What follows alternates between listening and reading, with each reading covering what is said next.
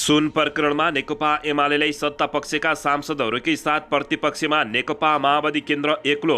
सुन तस्करी प्रकरणमा राकेश अदुकियाको घर र रेडी ट्रेडर्समा छापा। सोरखुट्टे स्थित एक घरमा राजस्वको छापा। 66 कार्टुन ब्रेक्सु बरामद। सुन तस्करी प्रकरणमा थप एकजना पक्राउ।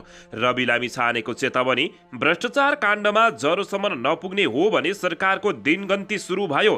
सांसदले खोजे सुन तस्करी प्रकरणको मुख्य नायिकी आखिर को हो त? यसबारे सम्पूर्ण जानकारी। नेकपा एमालेले माग्यो गृहमन्त्री नारायण काजी श्रेष्ठको राजीनामा। कांग्रेसकै सांसदले मागे अर्थमन्त्री र गृहमन्त्रीको राजीनामा नदिए सांसदमै अनसन बस्ने दिए चेतावनी।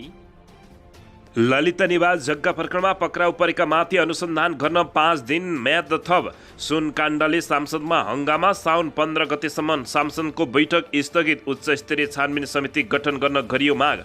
निर्मला पन्तको बलात्कारपछि हत्या भएको 5 वर्ष पुरा। न्याय पाउने कुरा एकादशको कथा मात्रै। चिनिया नागरिक लीको गोदाममा फेला पर्यो राष्ट्र बैंकको भन्दा ठूलो सुन गाल्ने मेसिन। आखिर के गर्दै थिए त्यसबारे सम्पूर्ण जानकारी। कांग्रेस महासमितिको बैठक आगामी मङ्सिर 13 गतेदेखि 15 गतेसम्म बस्ने। केन्द्रीय समितिको बैठकमा समापन गर्दै देउबाले भने धेरै आलोचना होला भन्ठाने कम भयो, सबैलाई धन्यवाद। कोशी प्रदेश सरकार गठन विरुद्धको रिट आज पनि सुनवाई हुने।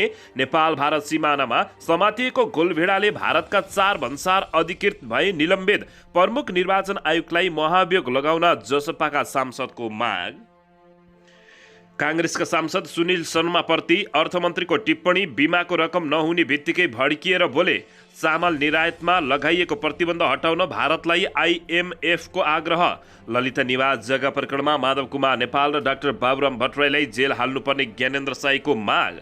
बागमती प्रदेशमा आजदेखि गाडीका भाडाहरू दर घट्ने।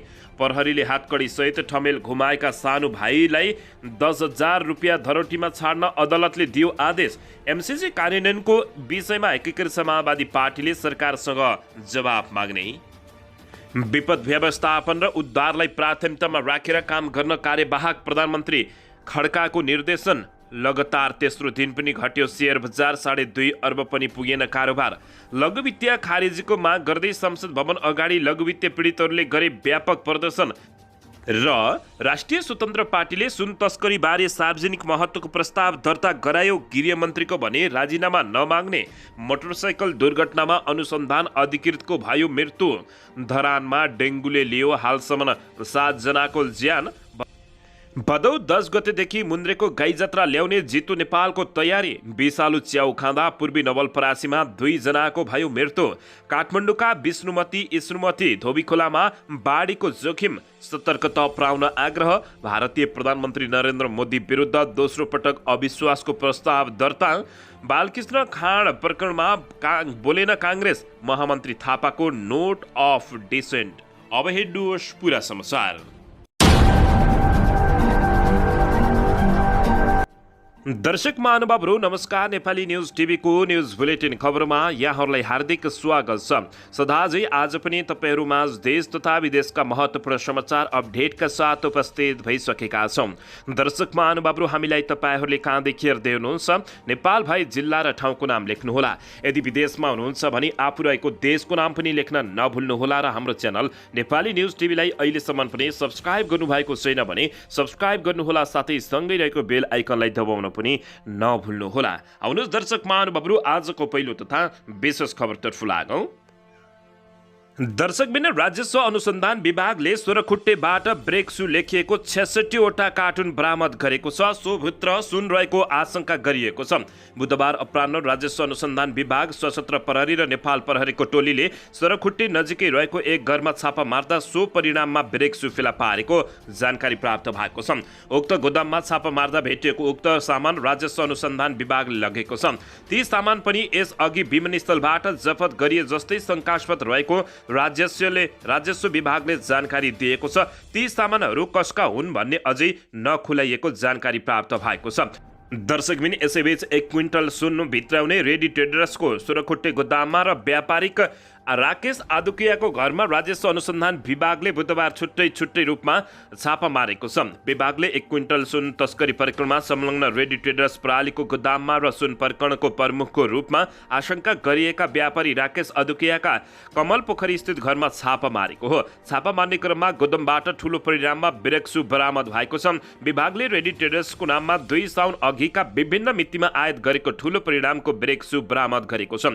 सो ब्रेकसुमा लेखिएको 66वटा कार्टुन 16 खुट्टेको गोदामबाट बरामद गरेको छ भने राजस्व अनुसन्धान विभाग, सशस्त्र प्रहरी र नेपाल प्रहरीको टोलीले संयुक्त अपरेसन गर्दै सो ब्रेकसु बरामद गरेको जानकारी प्राप्त भएको छ। दर्शकबिन यसैबीच यता त्रिभुवन अन्तर्राष्ट्रिय विमानस्थलबाट बाहिरिएको झण्डै 100 किलो सुनकाण्डको विषयलाई लिएर प्रतिनिधि सभामा हंगामा मच्चिएको छ। बुधबारको बैठकमा सुनकाण्डको विषयलाई लिएर सांसदहरूले गृहमन्त्री नारायण काजी श्रेष्ठको राजीनामा माग गर्दै हंगामा मच्चाएपछि प्रतिनिधि सभाको बैठक साउन 15 गते बस्ने गरी स्थगित भएको छ। सुन तस्करी प्रकरणमा उच्चस्तरीय छानबिन समिति बनाउन माग गर्दै अधिकांश सांसदहरूले बैठक नै अवरोध गरेपछि बैठक साउन 15 गतेसम्मका लागि स्थगित भएको छ। गत साउन 3 गते हङकङ बाट काठमाडौँ आएको क्याथे पेसिफिकको उडानमा एयरमा कार्गो मार्फत स्कुटरको ब्रेकसुमा लुकाइएर ल्याइएको 1 क्विन्टल सुन विमानस्थल स्थित भन्सार गेटबाट राजस्व अनुसन्धान विभागले पक्राउ गरेको थियो। सुन सुइङ काण्डलाई लिएर सांसदहरूले प्रतिनिधि सभामा हंगामा गरेपछि सांसद बैठक स्थगित भएको हो। उक्त प्रकरणमा सरकारले 10 जनालाई पक्राउ गरी म्याद थप गरेर अनुसन्धान भइरहेको बताएको छ। तर प्रमुख प्रतिपक्षी दल नेपाल कम्युनिस्ट पार्टी, नेकपा एमाले सहित राष्ट्रिय प्रजातन्त्र पार्टी र राष्ट्रिय स्वतन्त्र पार्टीका सांसदहरूले उक्त अवैध सुन तस्कर प्रकरणबारे छानबिन गर्न उच्चस्तरीय छानबिन समिति बनाउन माग गरेका छन्। सांसद बैठक सुरु हुने बित्तिकै नेकपा एमाले सांसदहरूले बसेको ठाउँबाट उठेर सदन अवरुद्ध गर्न खोजे। लगत्तै सभामुख देवराज घिमिरेले प्रमुख सचेतक पदम गिरीलाई बोल्ने समय दिएका थिए। गिरीले सुन प्रकरणबारे छानबिन गर्न माग गर्दै उक्त प्रकरणमा नाम जोडिएकाहरूलाई कारबाही गर्नुपर्ने समेत माग गरेका हुन्। यसैबीच सत्तापक्षकै दलका नेता कृष्ण बहादुर महरा र उनका छोरामाथि छानबिन हुनुपर्ने माग गर्दै गिरीले प्रश्न गरेका हुन्। ठूला माछा उम्किने सानेलाई खोजी कारबाही गर्ने भन्दै आक्रोश पोखेका हुन्।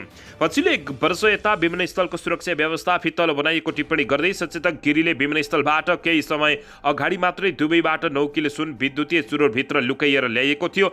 विद्युतीय चुरोटभित्र लुकाइएको सुन माघ 29 गतेसम्म भन्सारभित्रै राखिएको र बाहिर ल्याउन कृष्ण बहादुर महराका बाउ छोरा धेरै पटक फोन गरेको कुरा बाहिरको आरोप लगाएका हुन्। उनले महराले पटक पटक भन्सार कर्मचारीलाई फोन गरेको समेत प्रमाणहरू सार्वजनिक भए पनि उनलाई सरकारले जोगाउन खोजेको आरोप लगाएका छन्। दर्शकबिन यसैबीच यता सुन तस्करी प्रकरणमा थप 1 जना अभियुक्त पक्राउ परेका छन्। 1 क्विन्टल सुन तस्करी प्रकरणमा दोषी रहेको ठहर गर्दै राजस्व अनुसन्धान विभागले सुरेन्द्र तामाङलाई पक्राउ गरेको छ। उनीबारे थप विवरण केही पनि सार्वजनिक भएको छैन। यो सँगै यो प्रकरणमा पक्राउ पर्नेको संख्या 17 पुगेको छ। यसअघि भन्सार अधिकृत सन्तोष 40 सहित खरिदार एवं जाचकी कुमार ढकाल र एक्सरे अपरेटर सरोज श्रेष्ठ सहित 16 जनालाई विभागको टोलीले पक्राउ गरेको छ। त्रिभुवन अन्तर्राष्ट्रिय विमानस्थलको भन्सार छलेर अवैध रूपमा नेपाल भित्रेको निकै ठूलो परिणामको सुन बुधबार राजस्व अनुसन्धान विभागले बरामद गरेको बताइएको छ।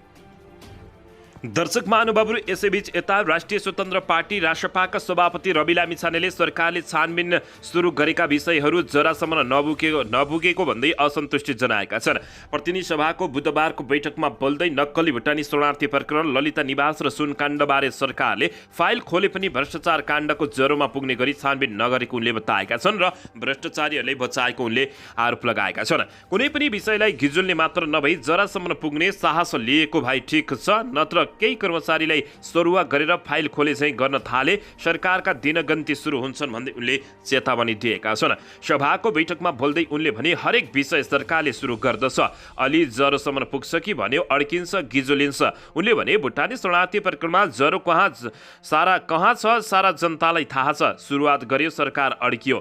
उनले ललित निवास काण्डको जरो कहाँ छ खोज्न पनि आग्रह गरेका छन्। यो प्रकरणमा पछि पनि सरकार जरोसम्म नपुगेको उनको भनाइरहेको छ। उनले भने भने सरकारले ललिता निवास जग्गा काण्ड सुरु गर्यो। ललिता निवासको जरो कहाँ छ सबै देशलाई थाहा छ, तर सरकार जरोमा जाँदैन, त्यहाँ पनि गिजो लिन्छ। सुन काण्डको पनि जरो कहाँ छ, आरोपितहरूको नाम त आइरहेको छ नि, तर सरकार त्यसको जरोमा जाँदैन, हाँगा बिगा काटेर चुप लागेर बसिरहेको राष्ट्रिय स्वतन्त्र पार्टीले आरोप लगाएको छ। भरिया मात्र समाउनु थियो होला र ट्याक्सी मात्र समातियो होला। सुन तस्करी प्रकरणमा स्वेटिङमा भइरहेको भन्दै उनले भने भरियाले ट्याक्सीबाट मालिकसम्म पुर्याउँथ्यो होला नि, मालिकलाई नै करब झ्याप पार्न सकिन्थ्यो होला नि, त किन गरिएन उनले बताएका छन्। भ्रष्टाचार विरोधी सरकारको कदमलाई आफूहरूले सहयोग गरे पनि फाइदाका रूपमा नलिन उनले चेतावनी दिएका छन्। कुनै विषय गिजुल्ने मात्र होइन, ज्वरोमा पुर्याउने साहस लिएको भने ठिक छ। उनले भने केही कर्मचारी थुनेर सरुवा गरेर फाइल खोले झैँ गरिने हो भने सरकारका दिन गन्ती सुरु भएको उनले चेतावनी दिएका छन्। दर्शकबिन यसैबीच यता नेपाली काङ्ग्रेसकै सांसदहरूले गृहमन्त्री र अर्थमन्त्रीको राजीनामा माग गरेका छन्। राजीनामा नदिए अनसन बस्ने समेत चेतावनी दिएका छन्। सत्तारूढ दल गठबन्धनका नेपाली काङ्ग्रेसका सांसद डाक्टर सुनिल शर्माले अर्थमन्त्री र गृहमन्त्रीको राजीनामा माग गरेका छन्। हिजो बुधबारको सांसदको बैठकमा सांसद शर्माले सुन तस्करी प्रकरणको नैतिक जिम्मेवारी लिँदै अर्थमन्त्री डाक्टर प्रकाश शरण महतो र गृहमन्त्री नारायण काजी श्रेष्ठको राजीनामा मागेका हुन्। दुईजना मन्त्रीले राजीनामा नदिएमा सांसदभित्रै आमरण अनसन बस्ने पनि शर्माले चेतावनी दिएपछि यति बेला नेकपा माओवादी केन्द्र एक्लो बनेको छ। दर्शकबिन यसैबीच यता ललिता निवासको जग्गा हिनामिना प्रकरणमा पक्राउ परेका 22 जनामाथि अनुसन्धान गर्न प्रहरीले थप 5 दिन म्याद पाएको छ। उनीहरूलाई बुधबार जिल्ला अदालत काठमाडौँमा पेश गरिएकोमा अदालतले 5 दिन हिरासतमा राख्न अनुसन्धान गर्न समय दिएको सिआइबीका प्रहरी वरिष्ठ परीक्षक दिनेश आचार्यले जानकारी दिएको छ। सिआइबीले उनीहरूसँग अहिले बयान लिने कायम जारी राखेको छ। उक्त घटनामा प्रहरीले विगत 1 महिनादेखि अनुसन्धान गरिरहेको छ। कृत्य तथा सङ्गठित रूपमा सरकारी जग्गा हिनामिना गरेको आरोपमा यसअघि पूर्व निर्वाचन आयुक्त सुधीर कुमार शाह, भाटभटेनी सुपर मार्केटका सञ्चालक मिनबहादुर गुरुङ, पूर्व सरकारी कर्मचारी धर्मप्रसाद गौतम र गोपाल कार्के लगायत 22 जना पक्राउ परेका थिए। विक्रम सम्बन्ध 2049 सालदेखि 2069 सालसम्म सरकारको स्वामित्वमा रहेको बालुवाटार स्थित ललिता निवासको जग्गा विभिन्न व्यक्तिका नाममा नामसरी भएको फेला परेको थियो। सोही प्रकरणमा सिआइबीले अनुसन्धान गरिरहेको छ। ललिता निवास जग्गा प्रकरणमा यसअघि 300 जनालाई प्रतिवादी बनाएर सिआइबीले जिल्ला सरकारी वकिलको कार्यालयमा प्रतिवेदन बुझाएको थियो, तर सरकारी वकिलको कार्यालयले थप अनुसन्धान गर्नुपर्ने जनाउँदै फाइल फिर्ता पठाएपछि ब्युरोले पुनः अनुसन्धान थालेको बताइएको छ। दर्शकबिन यति बेला नेपाल भारतीय र चिनियाहरूको निकै ठुलो तस्कर बन्ने ट्रान्जिट पोइन्ट बनेको छ। यसैबीच हङकङबाट आएको 100 किलो सुन प्रकरणमा पक्राउ परेका चिनिया नागरिक जिकवान लिङको काठमाडौँ स्थित गोदाममा सुन गाल्ने ठुलो मेसिन फेला परेको छ। चिनिया नागरिक लीको गोदाममा राष्ट्र बैंकको भन्दा ठुलो सुन गाल्ने मेसिन फेला परेपछि यति बेला सबै चकित भएका छन्। राजस्व अनुसन्धान विभागको टोलीले बालुवाटार स्थित उनको गोदाममा छापा मार्दा सुन गाल्ने मेसिन फेला परेको हो। राजस्व स्रोतका अनुसार उनको गोदाममा फेला परेको मेसिन राष्ट्र बैंकसँग रहेको भन्दा बढी क्षमताको रहेको छ। लिन 1 वर्षदेखि नेपालमा कम्पनी खोलेर बसिरहेका छन्। उनले यसअघि पनि तस्करीको सुन भित्राइएको र त्यही गोदाममा गालेर बेचेको आशंका राजस्वले गरेको छ। उनको नाममा नेपालमा land and association international logistic private limited सञ्चालनमा रहेको थियो। लिनको गोदाममा सुन गाल्ने मेसिनहरू सहितका सामग्री बरामद भएका छन्, जुन राष्ट्र बैंकसँग भएको भन्दा ठुलो र बढी क्षमताको रहेको छ। राजस्व स्रोतले भन्यो, राष्ट्र बैंकले हामीले बरामद गरेको सुन गाल्न एक दिनमा सकिँदैन, तर चीनको मेसिनले छिट्टै गाल्न सक्ने रहेछ। राजस्व विभागको टोलीले विमानस्थलबाट ट्याक्सीबाट बाहिर लैजाँदै गरेको अवस्थामा ब्रेक सु भित्रको सुन भेटाएपछि यति बेला नेपालमा निकै ठुलो हंगामा मचिएको छ। दर्शक महानुभावहरू, यसैबीच यता केन्द्रीय समितिको बैठकमा समापन गर्दै शेरबहादुर देउवाले धेरै आलोचना होला भन्ठानेको कम भयो, सबैलाई धन्यवाद भनेका छन्। नेपाली काङ्ग्रेसका सभापति शेरबहादुर देउवाले केन्द्रीय कार्य समिति बैठकमा धेरै आलोचना होला भन्ने लागे पनि कम भएको बताएका छन्। 7 दिनसम्म चलेको बैठकको समापन गर्दै सभापति देउवाले महत्त्वपूर्ण विषय राखेकोमा नेताहरूलाई धन्यवाद पनि दिएका छन्। उनले भने सबै बैठकमा धेरै आलोचना होला भन्ने ठानेको कम भयो, त्यसका लागि धन्यवाद दिन चाहन्छु। उनले भने बैठक जीवन्त र लाइभ लेभलले डिस्कसन भएको र यसले काङ्ग्रेसमा केही भन्दा केही कम छैन भन्ने कुरा सबैले देख्न पाएको उनले उल्लेख गरेका छन्। देउबाले भने नीति अधिवेशन भन्ने भनेर हामीले निर्णय पनि गरेको हो, तर महासमिति बैठक गर्ने भयो। नीति अधिवेशन ठुलो हुन्छ भन्ने भयो, महासमिति अलि सानो पनि छ। नीति अधिवेशन र महासमिति भने एकै जस्तै हो। देउबाले भने त्यसअघि बैठकमा महामन्त्री विश्वप्रकाश शर्माले विभिन्न निर्णय अनुमोदनका लागि पेश गरेका थिए। त्यसमध्ये नेताहरूको कारबाही फुकुवा र नीति अधिवेशनको ठाउँमा महासमिति बैठक बस्ने लगायतका विषय थियो। त्यसमाथि केन्द्रीय सदस्यहरूले धारणा राखेका थिए। सभापति शेरबहादुर देउबाले पालै पालो केन्द्रीय सदस्यलाई छुटेका विषय राख्न समय दिएका थिए। केही छुटेका कुराहरूलाई पछि समावेश गर्ने आश्वासन दिँदै शोक प्रस्तावमा पारित गरेर बैठक सकिएको घोषणा गरिएको थियो। यसपटक काङ्ग्रेसले बैठक लाइभ गरेको हो। दर्शकबिन यसैबीच यता कोशी प्रदेश सरकार गठन विरुद्धको रिटमा आज पनि सुनवाई हुने भएको छ। कोशी प्रदेश सरकार गठन असंवैधानिक भएको भन्दै प्रश्न उठाउँदै सर्वोच्च अदालतमा दायर गरिएको रिट निवेदनमाथिको सुनवाई हेर्दैमा आज बिहीबार पनि सुनवाई हुने भएको छ। न्यायाधीशहरू ईश्वरप्रसाद खतिवडा, आनन्द मोहन भट्टराई र तिलप्रसाद श्रेष्ठको पूर्ण इजलासमा बुधबार सुनवाई हुँदाहुँदै नसकेपछि बिहीबारका लागि हेर्दैमा राखिएको बताइएको छ। न्यायाधीश द्वय सुषमा लता माथेमा र तिलप्रसाद श्रेष्ठको संयुक्त इजलासले सोमबार रिटमाथिको सुनवाई पूर्ण इजलासबाट हुने आदेश दिएको थियो। कोशी प्रदेशमा मुख्यमन्त्री नियुक्त प्रक्रिया असंवैधानिक भएको उल्लेख गर्दै गत असार 22 गते निवर्तमान मुख्यमन्त्री हिक्म बहादुर कार्की सर्वोच्च अदालतमा रिट दायर हाल्न पुगेका थिए। रिटमाथिको प्रारम्भिक सुनवाई गर्दै गत असार 27 गते न्यायाधीश सपना प्रधान मल्लको एकल इजलासले कोशी प्रदेश सरकारका नाममा दूरगामी असर पर्ने गरी काम नगर्न आदेश गर्दै लिखित जवाब पेश गर्न आदेश दिएको थियो। दर्शक महानुभावहरू, यसैबीच पछिल्लो केही समय यता भारतमा गोलभेडाको मूल्य निकै आकर्षिएको छ। गोलभेडाको मूल्य भारतको तुलनामा नेपालमा निकै सस्तो छ। यस्तो स्थितिमा दुई देशबीचको खुला सीमाको फाइदा उठाउँदै केही व्यापारीहरूले नेपालबाट गैरकानुनी रूपमा गोलभेडा भारत पुर्याउने गरेको पाइएको छ। यसै क्रममा 19 दिन अघि नेपाल भारत पश्चिम सीमा नाकाबाट भारतीय सीमा बल एसएसबीले ठूलो परिमाणमा गोलभेडा नियन्त्रणमा लिएको थियो। अहिले त्यही गोलभेडाका काण्डका कारण भारतको भान्सार विभागका 4 जना कर्मचारीलाई निलम्बनको स्थितिसम्म पुर्याइएको बताइएको छ। भारतीय सञ्चार माध्यम टाइम्स अफ इन्डियाले जनाए अनुसार भान्सार विभागका 4 जना कर्मचारीलाई मंगलबार निलम्बन गरिएको हो। प्राप्त समाचार अनुसार जुलाई 7 तारिकमा भारतको महाराजगञ्ज प्रहरी र एसएसबीको संयुक्त टोलीले करिब 4,80,000 भारतीय रुपियाँ बराबरको गोलभेडा बरामद गरेको थियो। गोलभेडा अवैध रूपमा नेपालबाट भारततर्फ लैजाँदै गरेको अवस्थामा बरामद गरेको समाचार जनाइएको छ। त्यसपछि प्रहरी र एसएसबीको संयुक्त टोलीले त्यो गोलभेडा सम्बन्धित भन्सार कार्यालयले बुझाएको थियो र नेपाल भारत सिमानामा समातिएको गोलभेडाले भारतका 4 भन्सार अधिकृत निलम्बित भएको बुझिएको छ।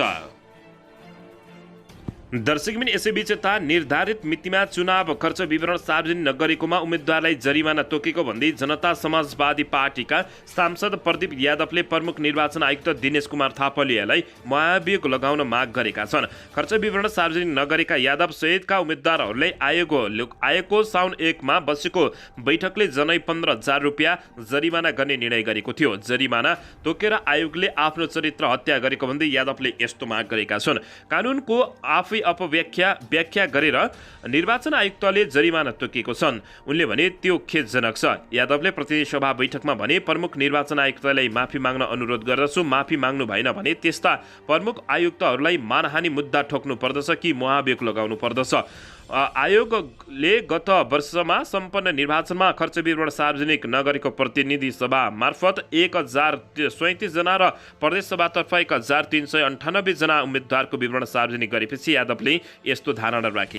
दर्शकबिन यसैबीच यता आफ्नो राजीनामा माग गर्ने काङ्ग्रेस सांसदले बिमा बापतको रकम भनेकै दिन प्राप्त नगरेकाले भड्किएर बोलेको अर्थमन्त्री प्रकाश शरण महतले टिप्पणी गरेका छन्। केन्द्रीय समितिको बैठकपछि पत्रकारहरूसँग कुरा गर्दै महतले शर्मालाई अराजक भन्दै यस्तो टिप्पणी गरेका हुन्। यही हो अराजकता भनेको, उहाँको अस्पताल छ, बिमाको रकम आजै पाउनुपर्छ भन्ने थियो। कसैले पाउने कि कसैले नपाउने विषयमा हामीले पनि पाउनु पर्दछ भन्ने थियो। त्यो बिमा बोर्डले निर्णय गर्दछ। मैले भने तुरुन्त भइहाल्छ भन्ने थियो। नहुने बित्तिकै भड्किएर जथाभावी बोल्नुभयो। प्रकाश महत सहयोगी हुनुहुन्छ, उनले प्रश्न गरेका छन्। सांसद शर्माले बुधबार प्रतिनिधि सभाको बैठकमा अर्थमन्त्री र गृहमन्त्रीको राजीनामा माग गरेका थिए। प्रधानमन्त्री आउँदासम्म मुख्य योजनाकार पक्राउ नगरी आफू सांसदमै आमरण अनसन बस्ने समेत उनले चेतावनी दिएको छन्। दर्शकबिन यसैबीच यता अन्तर्राष्ट्रिय मुद्रा कोष IMFले भारतलाई चामल निर्यातमा लगाएको रोक हटाउन आग्रह गरेको छ। IMFले चामलको निर्यात लगाएको प्रतिबन्ध हटाउन प्रोत्साहन गरेको र यसले विश्वव्यापी मुद्रास्फीतिमा असर पार्ने समेत बताएका हुन्। भारत सरकारले गत जुलाई 20 मा गैर बासमती सेतो चामलको निर्यात प्रतिबन्ध लगाएको थियो। अन्तर्राष्ट्रिय मुद्रा कोषका प्रमुख अर्थशास्त्री तथा अनुसन्धान विभागका निर्देशक मेयर ओलिभर गौरनिचाले मङ्गलबार वर्ल्ड इकोनोमिक आउटलुक सार्वजनिक भएपछि आयोजित पत्रकार सम्मेलनमा भने यस्ता प्रतिबन्धले बाँकी विश्व खाद्यान्नको मूल्यमा उतार चढाव बढाउने र प्रतिशोधात्मक कदम चाल्ने सम्भावना रहन्छ, जुन विश्वव्यापी रूपमा हानिकारक हुन सक्छ। त्यसैले चामल निर्यात लगाइएको प्रतिबन्ध हटाउन भारतलाई आग्रह गरिएको छ।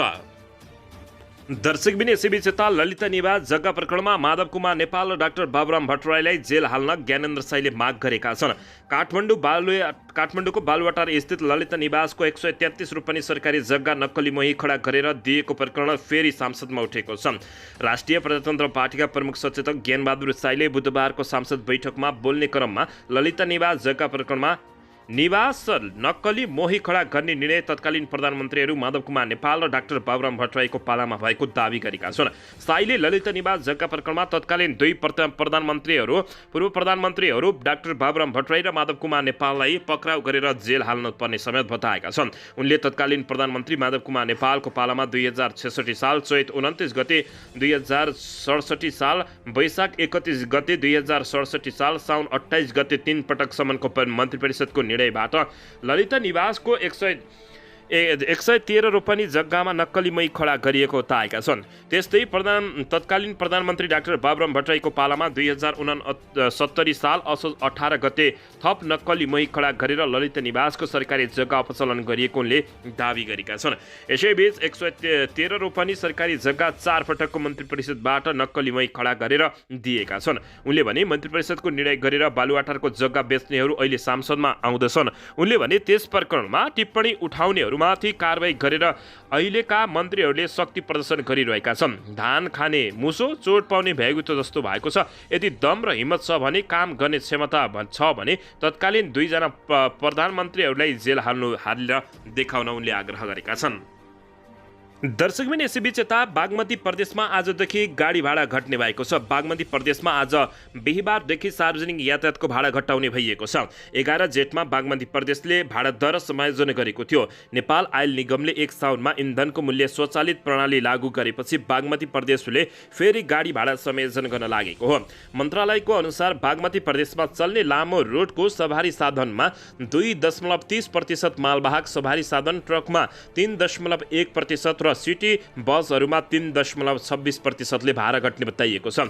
काठमाडौँ उपत्यकामा 7 किलोमिटरसम्म चढ्ने बित्तिकै सार्वजनिक यातायात ट्याक्सी बाहेकले 19 रुपियाँ भाडा लिने गर्दथे। बिहिबारदेखि भने 1 रुपियाँ घटेर चढ्ने बित्तिकै 18 रुपियाँ भाडा लाग्ने बताइएको छ। यस्तै उपत्यकामा 5 देखि 10 किलोमिटर दूरीको भाडामा 25 रुपियाँ थियो भने बिहिबारदेखि 24 रुपियाँ कायम हुने बताइएको छ। नयाँ भाडा दर अनुसार काठमाडौँ कुरिन्टारसम्मको भाडा 287 रुपियाँ कायम हुने बताइएको छ। यसअघि 294 रुपियाँ थियो। यसै प्रकारले अन्य रुटहरूको पनि भाडा घट्ने मन्त्रालयले जानकारी दिएको छ। दर्शक महानुभावहरू यसैबीच यता मोटरसाइकल दुर्घटनामा अनुसन्धान अधिकृतको मृत्यु भएको छ। सर्लाहीमा मोटरसाइकल दुर्घटनामा परि राष्ट्रिय अनुसन्धानका 1 जना अधिकृतको मृत्यु भएको छ। मृत्यु हुनेमा ईश्वरपुर नगरपालिका वडा नम्बर 6 बैलबास बस्ने अन्दाजी 29 वर्षीय वसन्त शाह रहेका छन्। अनुसन्धान अधिकृत शाह मङ्गलबार राष्ट्रिय अनुसन्धान कार्यालय मङ्गलबारबाट बागमती प्रदेश 020116 प 0071 नम्बरको अपाचे मोटरसाइकलमा सवार भई घरतर्फ फर्कने क्रममा गैराती नै ईश्वरपुर वडा नम्बर 9 स्थित खोरिया टोलमा मोटरसाइकल आफै अनियन्त्रित भई दुर्घटनामा परेको प्रहरीले जनाएको छ।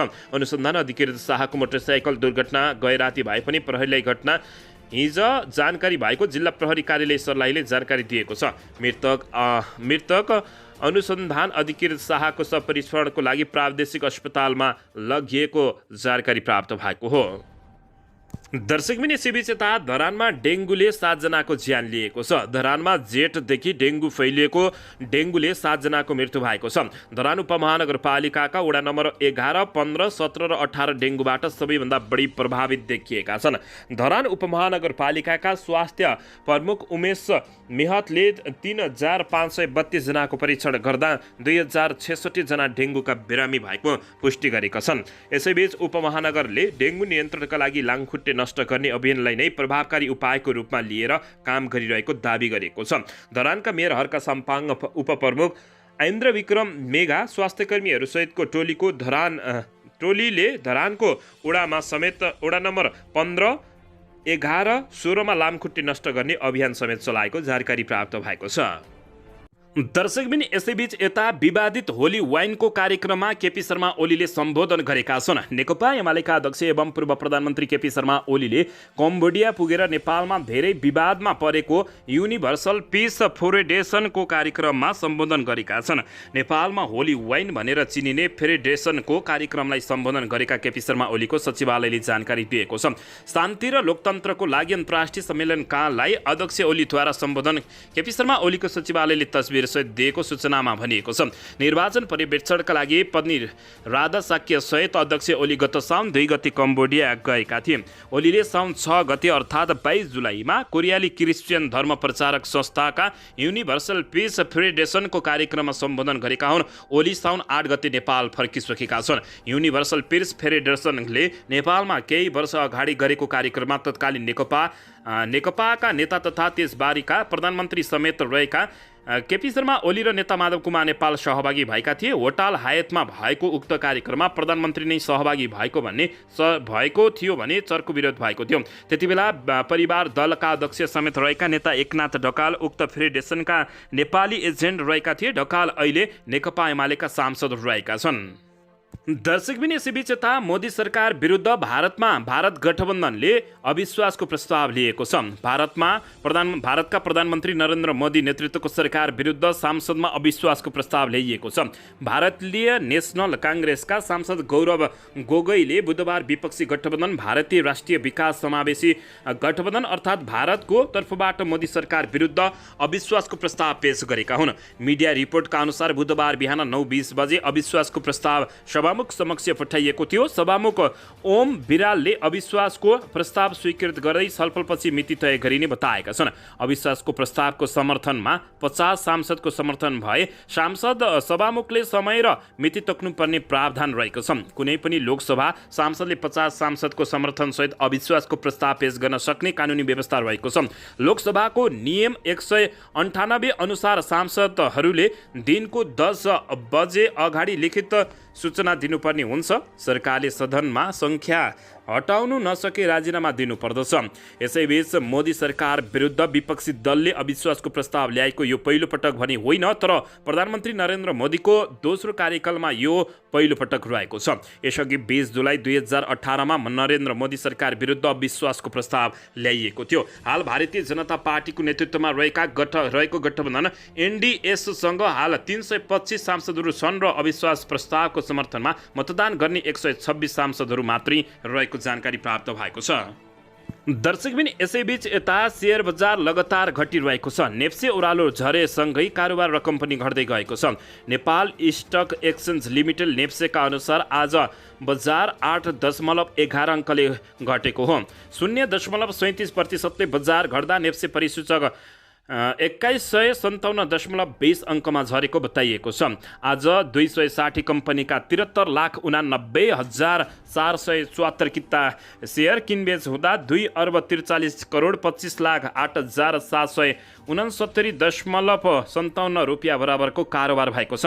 आज किसान लघुवित्तीय लगानीकर्ताहरूले सबैभन्दा बढी 6.96% नाफा कमाएका छन् भने जाल्पा सामुदायिक लघुवित्तीयका लगानीकर्ताहरूले सबैभन्दा बढी 6.83% 36.49%ले घाटा बेहोरेका छन्। ग्लोबल आइएमई बैंकको संस्थापक शेयर सबैभन्दा बढी किनबेच भएको छ। 15,53,53,900 रुपियाँ बराबरको शेयर किनबेच भएको नेप्सेले जानकारी दिएको छ। साताको पहिलो दिन आइतबार बजार 63.24 अङ्कले बढ्दा 4,57,91,96,232.80 रुपियाँ, सोमबार 26.66 अङ्कले बजार घट्दा 4,72,76,88,810.44 रुपियाँ र हिजो मङ्गलबार 36.11 अङ्कले बजार घट्दा 2,91,07,32,498 रुपियाँ बराबरको कारोबार भएको जानकारी प्राप्त भएको छ। दर्शकबिन यसैबीच यता पक्राउ गरिएका सबैको बयान ललिता निवास प्रकरणमा सकिएको छ। बालुवाटारी स्थित ललिता निवास कम्पन भित्रको सरकारी जग्गा हिनामिना प्रकरणमा असार 12 केन्द्रीय अनुसन्धान ब्युरो भाटभट्टिनी सुपरमार्केटका सञ्चालक मिनबहादुर गुरुङसहित 4 जनालाई पक्राउ गरिएको थियो। त्यसपछि पक्राउ पर्नेको संख्या 22 जना पुगेको छ। तीमध्ये सञ्चार मन्त्रालयका सचिव कृष्ण बहादुर राउत र असार 5 मा सर्वोच्च अदालतले आदेशले छुटेका थिए। पक्राउ गरिएका अधिकांश ब्युरोका अनुसन्धान अधिकृतहरूले बयान लिइसकेका छन्। हिरासतमा रहेका अधिकांशको बयान सकिएको केन्द्रीय अनुसन्धान ब्युरोका एसएसपी दिनेश आचार्यले जानकारी दिएका छन्। उनले भने सबैभन्दा बढी पक्राउ गरिएका 2 जना सबैभन्दा पछि पक्राउ गरिएका 2 जना बाहेक अरूको बयान सकिएको जानकारी दिएका छन्। दर्शकबिन पछिल्लो पटक साउन 8 मा नक्कली मही सञ्जय महार्जन सकुन लाल महार्जन कुपनडोलबाट पक्राउ परेका थिए। जग्गा मानहानीमा संलग्न 406 जना विरुद्ध प्रहरीले अदालतबाट पक्राउ गर्न अनुमति लिएको छ। भूमाफियाहरूसँगको मिले महत्व झुटा मोही खडा गरेर सरकारले अधिग्रहण गरेको 174 रोपनी जग्गा हिनामिना गरेको सिआइबीको अनुसन्धानमा निष्कर्ष रहेको छ। दर्शक महानुभावहरू यसैबीच यता सत्तारूढ घटक नेकपा एकीकृत समाजवादी पार्टीले एमसीसी सम्झौता कार्यान्वयनको अवस्थाबारे सरकारसँग जवाफ माग गरेको छ। हालै सम्पन्न सचिवालय बैठकको निर्णय सार्वजनिक गर्दै प्रवक्ता जगन्नाथ खतिवड़ाले एमसीसी बारे माग गरेका छन्। यसैबीच सम्झौता कार्यान्वयनमा व्याख्यात्मक घोषणा अनुसार नेपालको हित रक्षाको प्रत्याभूति गर्न सांसदीय अनुगमन समिति गठनका लागि आवश्यक पहल गर्ने पनि निर्णय गरिएको खतिवड़ाले बताएका छन्। त्यसको निरन्तर जानकारी लिने प्रयोजनका लागि पार्टीका तर्फबाट समेत अनुगमन समिति बनाउने सचिवालयले निर्णय गरेको बताइएको छ। नेकपा यसले भ्रष्टाचार विरुद्ध सरकारी सक्रियताले जनतामा आशा जगाएको ठहर भएको छ। भ्रष्टाचार विरुद्धको अनुसन्धान तथा कारबाही कुनै पनि बहानामा नरोकिने समेत उनले जोड दिने बताएका छन्। दर्शकबिन यसैबीच यता विपद व्यवस्थापन र उद्धारलाई प्राथमिकतामा राखेर काम गर्न कार्यवाहक प्रधानमन्त्री खड्काले निर्देशन दिएका छन्। कार्यवाहक प्रधानमन्त्री तथा रक्षा मन्त्री पूर्णबहादुर खड्काले सुरक्षा निकायका अधिकारीहरूलाई विपद व्यवस्थापन र राहत उद्धारका काममा प्राथमिकताका साथ खटिन निर्देशन दिएका छन्। बुधबार बिहान खड्काको अध्यक्षतामा बसेको बैठकमा उनले यस्तो निर्देशन दिएका हुन्। बैठकमा उपप्रधानमन्त्री तथा गृहमन्त्री, मुख्य सचिव, प्रधान सेनापति, रक्षा सचिव, गृह सचिव, रक्षा निकायका प्रमुखहरू र राष्ट्रिय विपद जोखिम न्यूनीकरण तथा व्यवस्थापन प्राधिकरणका अधिकारीहरूको सहभागिता रहेको बताइएको छ। सो छलफलका क्रममा कार्यवाहक प्रधानमन्त्री तथा रक्षा मन्त्री समक्ष सम्बन्धी अधिकारीहरूले देशका विभिन्न ठाउँमा गरिएको बाढी पहिरो, जनधनको क्षति र राजमार्ग अवरुद्ध लगायतका विषयमा जानकारी गराएका थिए। छलफलमा खड्काले बाढी पहिरो लगायतका कारण जनधनको क्षति हुन नदिन तथा अन्य अवरुद्ध भएका राजमार्ग तत्काल सुचारू हुने व्यवस्था मिलाउनका साथै विपदमा पूर्व सतर्कतालाई समेत सचेत रही प्राथमिकतामा राखेर काम गर्न निर्देशन दिएका हुन्।